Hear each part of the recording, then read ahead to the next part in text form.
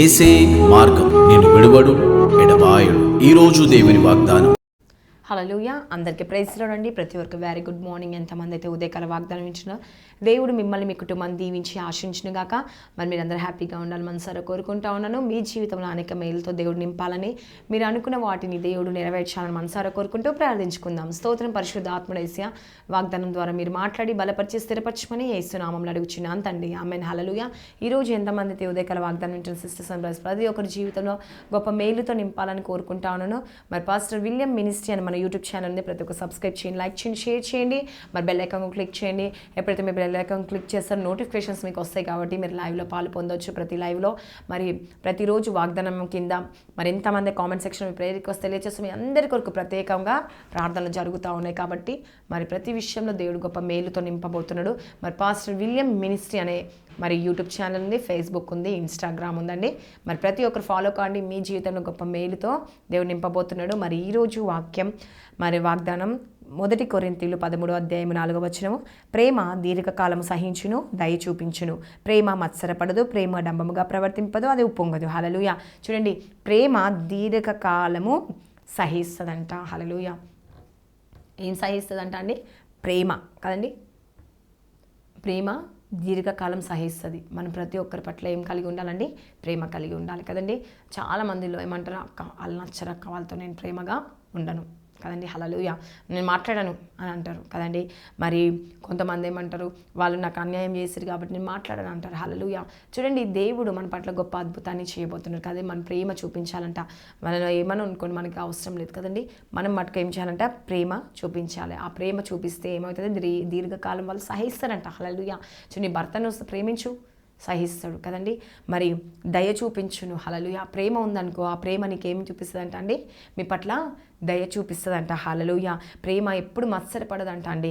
డంబంగా ప్రవర్తించి అది ఉప్పొంగదు కదండి. హల్లెలూయా. చూడండి, ప్రేమ చాలా ఇంపార్టెంట్. ఈ ప్రేమలో అన్నీ వస్తాయండి.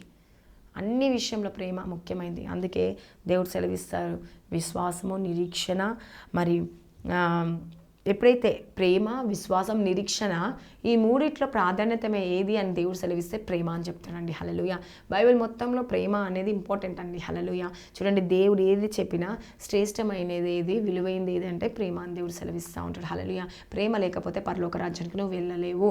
ప్రేమ లేకపోతే దేన్ని జయించలేవు. ప్రేమ లేకపోతే ఏది నువ్వు సాధించలేవు. ప్రేమ లేకపోతే నీ కుటుంబంలో, నీ జీవితంలో అద్భుతమే జరగదంట. హల్లెలూయా. కాబట్టి అన్ని విషయాలు మనకు ఉండాల్సింది ఏంటంట? ప్రేమ. హల్లెలూయా. కాబట్టి ఈరోజు ఎంతమంది అయితే ప్రార్థిస్తున్నారో, ఎంతమంది అయితే దేవుని దగ్గరకు వస్తున్నారో అడగండి, యేసయ్యా నాలో ప్రేమ ఉండాలి, అన్నిటిని సహించే మనసు దయచేయండి, ఓర్చుకునే మనసు దయచేయండి, నా మర్యాద దగ్గర మార్చుకోవద్దు యేసు, కోపపడొద్దు, అసహించుకోవద్దు యేసు ప్రభా, ప్రతి విషయంలో మీరు కార్యముకు జరిగించాలని చెప్పేసి ప్రార్థించినప్పుడు దేవుని పట్ల అద్భుతాన్ని జరిగించబోతున్నారు, కార్యము జరిగించబోతున్నారు. కాబట్టి ప్రతి ఒక్కరు ప్రార్థించుకోండి. దేవుడు మీ పట్ల అద్భుతాన్ని జరిగిస్తాడు, ఆశ్చర్యం జరిగించే దేవుడు. కాబట్టి ఎప్పుడైతే ప్రార్థిస్తామో మన పట్ల అద్భుతాన్ని జరిగించేది. ఈరోజు నీ కుటుంబంలో మరి కార్యాలు జరగడం మొదలు పెడతా ఉన్నాడు. హల్లెలూయా.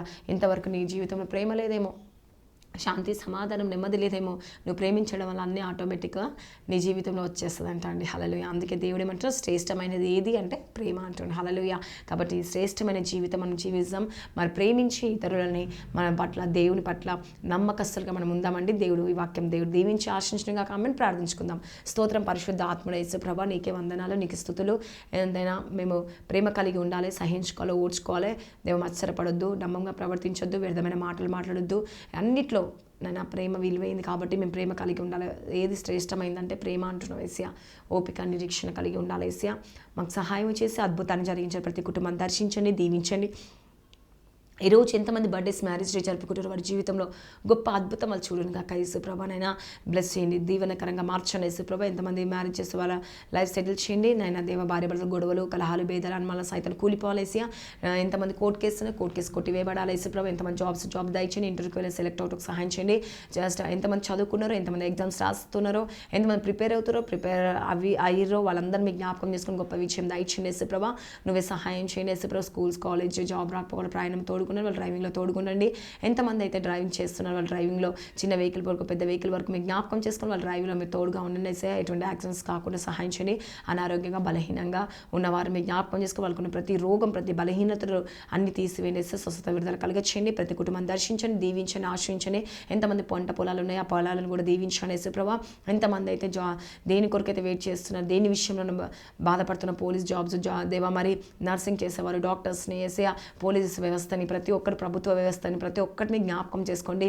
ఎంతమంది అయితే ఉన్నారో వారందరినీ పేరు పేరు దీవించి ఆశించే వరకు సమస్యలు, బంధకాలు, అప్పులు, రోగం ప్రతి ఒక్కటి యేసు నామములో విడుదల పొందిన శాంతి, సమాధానం, నెమ్మది దయచేసి వారి జీవితంలో గొప్ప మేలుతో నింపమని నజరేయుడైన యేసుక్రీస్తు నామములో అడుగుచున్నాను తండ్రి. ఆమేన్. God bless you. Praise the Lord అందరికీ.